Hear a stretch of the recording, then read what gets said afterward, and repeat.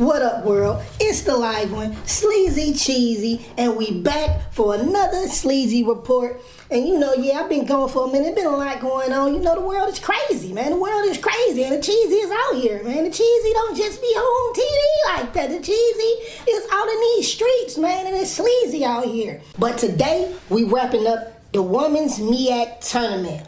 Wow. This tournament was off the chain. I want to give a shout out to all the women that came and did their thing because they was balling. It was exciting. A lot of tears, you know, from struggling through their years, man.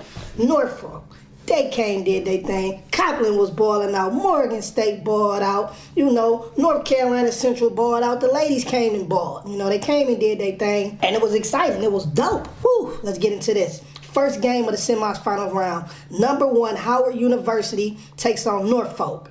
Now that game was on fire from the jump. Howard came out straight out the gate like everybody thought they was, the number 1 seed. They came out 16 points first quarter. Norfolk only had 4 points in the first quarter, but Norfolk came out in the second quarter balling. They outscored Howard 13-10. And in the third quarter, Norfolk came out again, outscoring them 16-9. They came out balling. And Jayla Thornton, the player for Howard, the MEAC player of the year, the one that they thought that she had to do her thing for them to win, she only had 6 points. She was 1-12 of field goals and like 1-9 from the 3-point. Howard big buckets came from Ayanna Warner. She was balling. She did her thing. She was not trying to be denied. She wanted it, and she took it. She took it. She balled out. Mangala, she had, what, 10? I think she had 10, and Holmes had like 9, but it wasn't enough. It wasn't enough. She came out in that fourth quarter, balled out, took the win. Howard ended up winning 50-44. Great game. You know, sad ending. You know, cause I like both of them teams. You know, I be like, damn, somebody gotta lose though. But on to the next. Now this semifinals woman game was fire.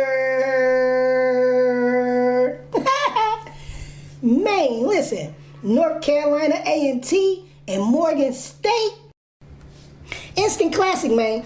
NC A&T came out, scored 19 in the first quarter. Morgan State only had 11 points in the first quarter. In the second quarter, NC A&T had 14. Morgan State had 12. Now, in the third quarter, that's when Morgan picked it up. That's their first time outscoring them. Morgan ended up getting 17, and North Carolina A&T scored 16, but they were still down. But in that fourth quarter, man, that fourth quarter was exciting.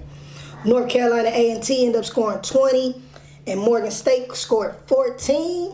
It was a rough day. It was a rough day for a few of my girls at Morgan State. My girl Henson, she only had 4 points, like 4 assists. McCall only had 2 points. My girl Red, she came out, she tried to do her thing. She had 17 points. And Brisker was the lead scorer for Morgan State. She had 23, but it wasn't enough. A&T, they came out and they wanted it. They was balling, man. They was balling. My girl Winters, Cleveland, Ohio's own, she had 22 points. She was the leading scorer. Dorks had 9 points. Jones Pack had 11, but it was just a grind. Like they wouldn't give up. They was out there fighting. Folk, they was out there fighting too. They was doing their thing. But listen, North Carolina A&T, they did their thing. They did their thing. They wanted it, and like I say, Winters, she took off. She took off, man.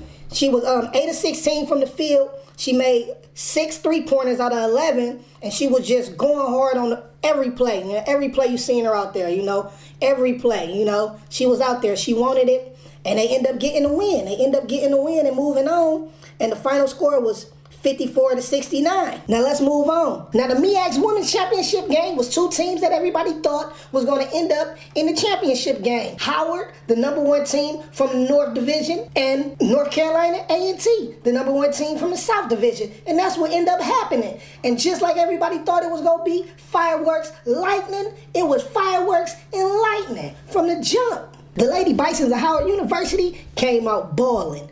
They held a 9-point lead after the first quarter. But you know the Lady Aggies weren't going out like that. And the Lady Aggies made a run and outscored the Bisons 21-8 in the second quarter and took the lead 31-27 going into the half. And it continued in the second half. The Lady Aggies outscored the Lady Bisons 13-8 in the opening third quarter, took the lead up to 44-35. But the Lady Bisons was like, y'all got that fucked up. And they ended up making a run of their own. And they tied it up 44-44. So the game started getting real serious. Ayana started turning up. She was on fire. And the Lady Bisons ended up taking the lead 57-53 with 1:18 seconds left in the game. But the Lady Aggies, led by Jones-Pats and Winters, had other plans. And their plans was championship and dancing. With 49 seconds in the game, Winters hit a big-time three, pitting the Lady Aggies down by just 1 point. Then the Lady Aggies made a big-time play on the D, playing hard defense on Warren. They made her step out of bounds, and they end up getting the ball back with 21 seconds on the clock. The Lady Bisons